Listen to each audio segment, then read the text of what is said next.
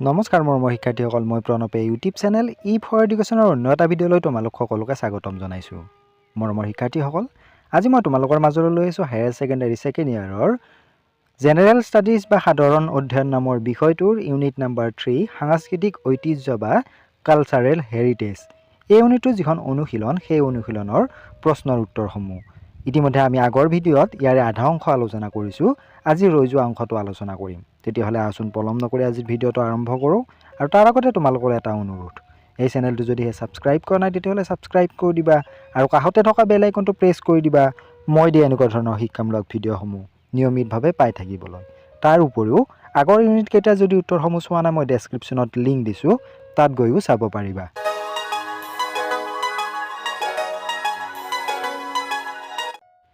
চমু উত্তৰৰ প্ৰশ্ন নম্বৰ 1, সাংস্কৃতিক ঐতিহ্যৰ সংজ্ঞা দিয়া আৰু ইয়াৰ গুৰুত্ব বৰ্ণনা কৰা।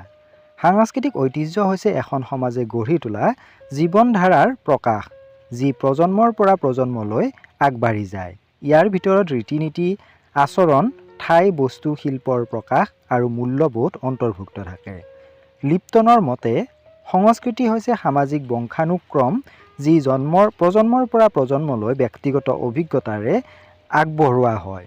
সাংস্কৃতিক ঐতিহ্যই কোনো এক সমাজ বা জাতিৰ অতীতৰ চিনাকি বহন কৰাৰ লগতে ইয়াৰ বৰ্তমান আৰু ভৱিষ্যতৰ মাজত এক সংযোগ স্থাপন কৰে। ই কেৱল পুৰণি স্থাপত্য বা ৰীতি নীতি নহয়, বৰঞ্চ এটা জনগোষ্ঠীৰ জীৱনধাৰা আৰু আত্মপৰিচয়ৰ ঘাইমূল। প্ৰশ্ন নম্বৰ 2, দৃশ্যমান আৰু অদৃশ্যমান সাংস্কৃতিক ঐতিহ্যৰ মাজত পাৰ্থক্য দেখুৱাই উদাহৰণ দিয়া। উত্তৰটো হৈছে সাংস্কৃতিক ঐতিহ্য দুই প্ৰকাৰৰ, দৃশ্যমান আৰু অদৃশ্যমান। দৃশ্যমান সাংস্কৃতিক ঐতিহ্য দেশৰ ইতিহাস আৰু সংস্কৃতিৰ সৈতে জড়িত গুৰুত্বপূৰ্ণ ঠাইসমূহ যেনে স্মৃতিস্তম্ভ আৰু পবিত্ৰ স্থানসমূহ অন্তৰ্ভুক্ত। অদৃশ্যমান সাংস্কৃতিক ঐতিহ্যত সেইবোৰ দিশ অন্তৰ্ভুক্ত যিবোৰ চুব নোৱাৰি বা দেখা নাযায়, যেনে পৰম্পৰা, সংগীত, লোককথা আৰু ভাষা। সাংস্কৃতিক ঐতিহ্যৰ অমূল্য আৰু অদ্বিতীয়। ইয়াক সচেতনভাৱে সংৰক্ষণ কৰিলে ই সংৰক্ষিত হৈ থাকে।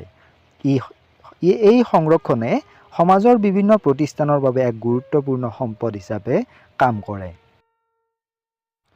প্ৰশ্ন নম্বৰ 3, ভাৰতীয় সংস্কৃতিৰ প্ৰেক্ষাপটত বৈচিত্ৰ্যৰ মাজত ঐক্যৰ ধাৰণাটো বৰ্ণনা কৰা। ভাৰতীয় সংস্কৃতিৰ মৌলিক বৈশিষ্ট্যসমূহে দুটা গুৰুত্বপূৰ্ণ দিশ প্ৰকাশ কৰে।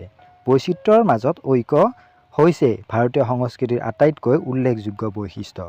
ভাৰতৰ বিভিন্ন ধৰণৰ বৈচিত্ৰ্য থাকিলেও এইবোৰে মিলি এক শক্তিশালী ঐক্য গঢ়ি তোলে। ভাৰতীয় সংস্কৃতিৰ 15টা বৈশিষ্ট্য তলত দিয়া ধৰণৰ।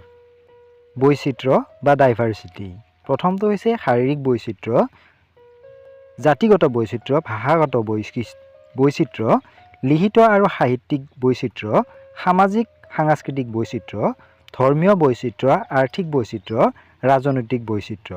তাৰ ভিতৰত ঐক্যসমূহ হৈছে, প্ৰথমটো হৈছে ভৌগোলিক ঐক্য, ৰাজনৈতিক ঐক্য, ধৰ্মীয় ঐক্য, সাংস্কৃতিক ঐক্য, হস্তশিল্প, ভাষাগত আৰু সাহিত্যিক ঐক্য, সামাজিক আৰ্থিক ঐক্য, শাৰীৰিক সমৰূপতা। 4 নম্বৰ প্ৰশ্ন, ভাৰতীয় যৌথ পৰিয়াল ব্যৱস্থাৰ মুখ্য বৈশিষ্ট্যসমূহ বৰ্ণনা কৰা। ভাৰতত যৌথ পৰিয়াল ব্যৱস্থা এক প্ৰচলিত পৰম্পৰা। এই ব্যৱস্থাত পিতৃ-মাতৃ, সন্তানৰ স্বামী বা পত্নী আৰু তেওঁলোকৰ সন্তান আদি একেলগে বাস কৰে। সাধাৰণতে এই যৌথ পৰিয়ালৰ বয়োজ্যেষ্ঠ পুৰুষ সদস্যজন পৰিয়ালৰ মুৰব্বী হয়। তেওঁ গুৰুত্বপূৰ্ণ সিদ্ধান্তসমূহ লয় আৰু নীতি-নিয়ম নিৰ্ধাৰণ কৰে আৰু আন সদস্যসকলে সাধাৰণতে সেইবোৰ মানি চলে। প্ৰশ্ন নম্বৰ 5, ভাৰতীয় সাংস্কৃতিক বৈচিত্ৰ্য প্ৰতিফলন কৰাত উৎসৱৰ ভূমিকা আলোচনা কৰা। ভাৰত এখন বহু সংস্কৃতিসম্পন্ন, বহু জাতি-জনগোষ্ঠী আৰু বহু ধৰ্মীয় সমাহাৰ। সেয়েহে ইয়াত বিভিন্ন ধৰ্মৰ বন্ধৰ দিন আৰু উৎসৱসমূহ উদযাপন কৰা হয়। দেৱালী সমগ্ৰ দেশত হিন্দু, শিখ, বৌদ্ধ আৰু জৈন ধৰ্মৰ লোকসকলে উদযাপন কৰে। বুদ্ধ পূৰ্ণিমা, কৃষ্ণ জন্মাষ্টমী আদি উৎসৱ বৌদ্ধ আৰু হিন্দুসকলে উদযাপন কৰে। শিখ ধৰ্মৰ উৎসৱসমূহ যেনে গুৰু নানক জয়ন্তী, বৈশাখী, পাঞ্জাৱ আৰু দিল্লীৰ শিখ আৰু হিন্দুসকলে বুধধামকৈ উদযাপন কৰে।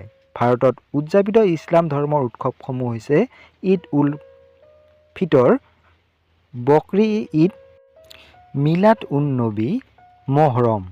খ্ৰীষ্টান ধৰ্মৰ উৎসৱসমূহ হৈছে ইষ্টাৰ, গুড ফ্ৰাইডে আৰু বৰদিন।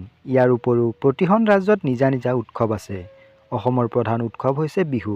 সেইদৰে কেৰালাত মত ওনাম, তামিলনাডুত পোংগল, পাঞ্জাৱ আৰু হাৰিয়ানাত লোহৰী আদি উদযাপন কৰা হয়। এই উৎসৱসমূহৰ একাংশই কৃষিভিত্তিক।